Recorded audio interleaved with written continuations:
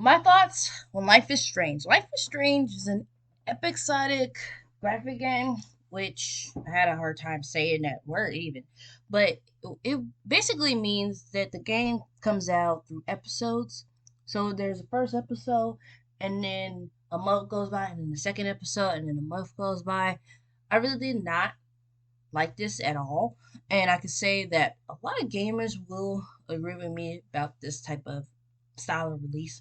Didn't really enjoy it because after you played the first game, well, first episode, then the second episode releases, and then you're like, you forget what happened in the first episode. So you have to go back and play that one and then play this one. So I didn't enjoy that. So the game is an action adventure game that focuses on Max Caulfield, who is a playable character you can play from a third-person perspective. The game is an interactive, story-driven game, meaning that there's really hardly any gameplay. It's just you, the player, interacting with the environment and other NPCs, and the choices that you can make that can kind of affect the world around you. I mean, it can affect like the interactions that you have with other NPCs, but it doesn't affect the game in terms of the outcome. So there's that, and then there's also the rewind power, which I find very interesting and unique to the game. The graphics were amazing, but the facial expressions were not. It was not honestly great. It was like in an emotional scene, you have somebody. I mean, there was obviously some emotion there because like the sounds, and then they're talking about something deep, but their faces don't show it. So it's just watching an emotionless person react to or even talking about a sensitive topic. So I just felt wasn't really there. And the soundtrack in this game was amazing. And honestly, it made you ignore the facial expressions and the voice acting, and it just made everything beautiful. Like you have like the sound in the background, and then you have the environment and stuff, and it's just such an amazing experience.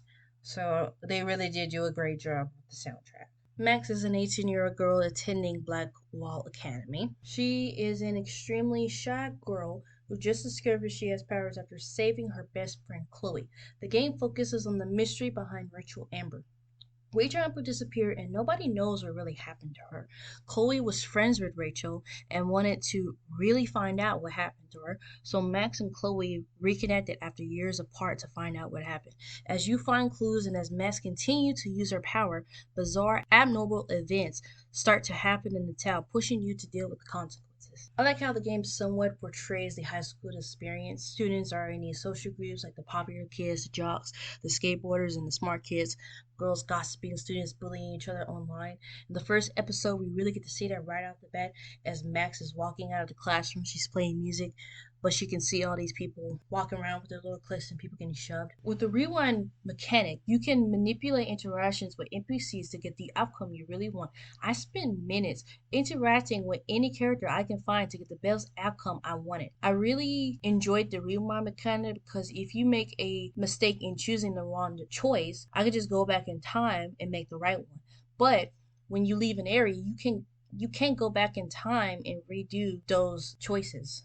I feel like Max is set up to be a stalker because the game allows you to go into people's dorm rooms and snoop around their stuff. I understand why they have this option available because we can get more information about a minor character and an understanding of why they act the way they do. But it's like, do we have to snoop around people's dorm rooms to find out stuff about them? There are a few instances where you are caught and you get caught out for being a stalker, but you just rewind and nobody will know what happened. I like how they have no problem with portraying sensitive topics like suicide, bullying, abuse, and other social issues. Like an example is this character Kate that could commit suicide based on your decisions. Like in episode one and I think episode two, like if you are there for her like all the time and you're supporting her, it's gonna be really easy for you to convince her to not commit suicide. But if you are not there for her, it's gonna be really hard to convince her to not commit suicide. And I really cried at this scene because I did save her. And when I did save her, and then they showed like this cinematic moment, I cried really hard because Mesh reached out her hand, and then she reached out her hand, and then she climbed back down, and she was crying. It just made me cry so hard. I had to pause the game for a second because I couldn't continue playing after that for a while because it really really did get to me. The last thing I want to say is I don't like Chloe. the character at all. She's just annoying, self-centered, and inconsiderate person sometimes, and I really don't understand why people like her so much. Like when Kate calls you, she instantly gets mad at you because your friend is calling you. And I feel like in those moments, it just really shows you the kind of person that Chloe really is. And I really don't understand why people like her. That's just my opinion about the character. Thank you so much for watching this video, and I hope to see you guys in the next video.